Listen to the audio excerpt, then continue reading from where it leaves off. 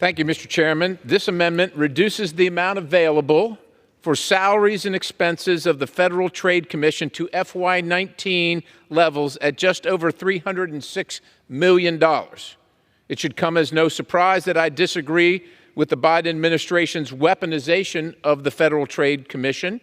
Much like others, the Biden administration approaches to financial service regulation, the FTC policies under Chair Lina Khan threaten to disrupt entire sectors of the American economy by moving away from the consumer welfare standard towards arbitrary metrics that aim to break up companies or stop them from merging simply because they are too big.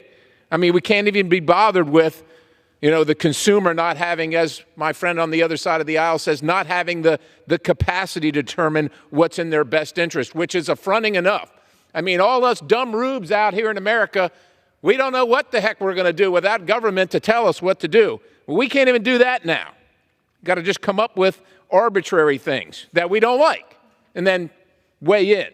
The FTC has targeted the following standard business and business practices, citing several concerns, including the charging of advertising and other fees to sellers that sell on Amazon or advertise using online platforms. Mr. Chairman, when you want to buy something, it's going to cost you something. Somebody has to pay for that. That's how business is done. The use of non-compete clauses in contracts, and the idea that mergers themselves, rather than downstream effect on consumers, negatively impact consumers. Unfortunately, this government seems focused on killing successful American business instead of staying out of its way. Most, if not all, of these practices are agreed upon in contracts between two willing parties. If you don't like what's in the contract provisions, whether it's a non-compete clause or you have to pay for your advertising, there's a simple remedy, not involving the government. Just don't sign the contract. It's pretty easy. In the last couple of years, the level of FTC salaries and expenses has increased from just over $300 million to $430 million in FY23. That's $130 million in extra salaries and expenses. I don't need to tell everybody here, I hope. We're 33, I don't know, the last time I checked the debt clock 2 days ago, $33.7 trillion. And there ain't no end in sight. As my young daughter tells me as she looks at it, she looked at the debt clock for the first time, she said, well, it doesn't stop. Yeah, no kidding, it doesn't stop. Because this place just keeps spending like there's no tomorrow. We keep going, there might not be a tomorrow for this country. I appreciate that the bill's author wrote it at a lower level than FY24.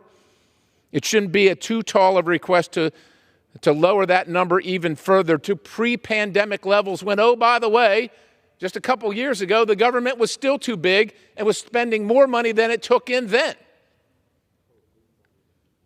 Especially given the questionable tactics of this administration's FTC. I reserve.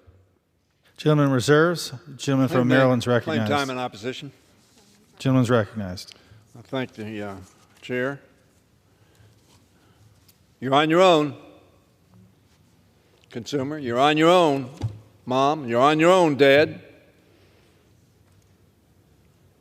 That's what they said in the 20s. I keep repeating it. You're on your own. And the markets went wild. And they crashed. And millions and millions and millions of people suffered badly. This bill already cuts FTC, and this amendment brings salaries and expenses down to its fiscal year 29 levels, to say that it cuts in half the complement of employees at the FTC. That's not a nick. That's you're on your own. Boy, the pleaders for doing things that are not legitimate, Mr. Chairman, must be a long line. We don't want to be regulated. Now, I'm not calling anybody a rube, but I will tell you, maybe you can. When I go to the gas station, I put the pump on, and the gas goes in. There's not a single way that I can tell whether that product is what they say it is. But you know what I rely on, Mr. Chairman? I rely on, both at the state and federal level, somebody's checking on that gas. to make sure it's not going to blow up my car. But I can't do that. I rely on government to do it, to make sure that I'm safe, to make sure my car is not damaged by when I pull that pump and some liquid goes into it. I don't know what it is. I presume it's gasoline, I presume it's up to standard, and I presume it's safe for my automobile. Well, why do I presume that? Not because the gasoline company says it is, because the gasoline company may have some incentive to, hey, maybe shortchange a little bit of this and shortchange a little bit of that. But if somebody's checking, that incentive is eliminated. Just like when people are checking on making sure you're paying your taxes or doing the speed limit on the road, they think somebody's checking, and so they're more likely to do that. They're more likely to pay their taxes. But to the extent that the other side continues to try to nip away at the protections for the consumers and the investors and the purchasers of food and drugs and other items of consumer products, to the extent that we erode that, we're going to erode this economy. And we're going to diminish the quality of life of people and their security. So this agency was reduced significantly by this committee. And this is not just a nick at it. It's a cut of the muscle and the ability to do the job consumers and constituents, we call them, expect it to do for them, their families, their children.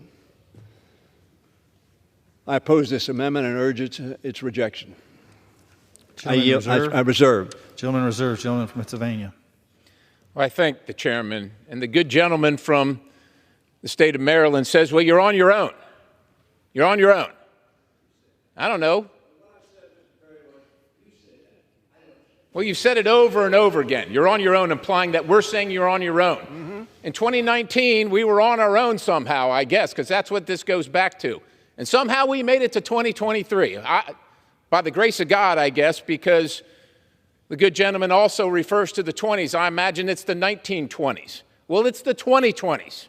And things have changed a little bit. I know that me and my good friend from the other side of the aisle, a little bit older, but neither of us are around in 1920. Things have changed a little bit. Now, as a young man, I pump gas for a living.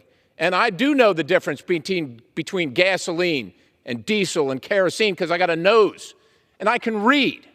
Sure, do mistakes happen? Do people put gasoline and diesel and gasoline? They change the size of the nozzle, by the way, in case you can't figure that out. But if you can read, and most people in America can read, they can figure it out. The point is we're not a bunch of rubes, and we don't need the government to figure all this stuff out for us. We don't need the government wiping our rear end every time we go to the bathroom.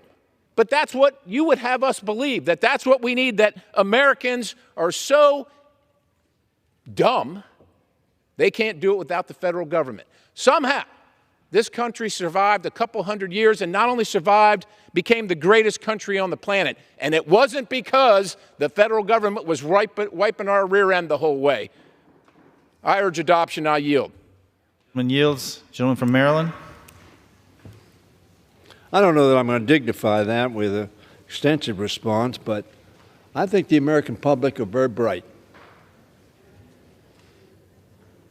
But they don't have the assets. You may smell the gasoline. You may be an expert on that gasoline. I know what gasoline smells like. I put it in my lawnmower, put it in my chainsaw, put it in my car. I have no idea, beyond the smell, what's in there. That's my point.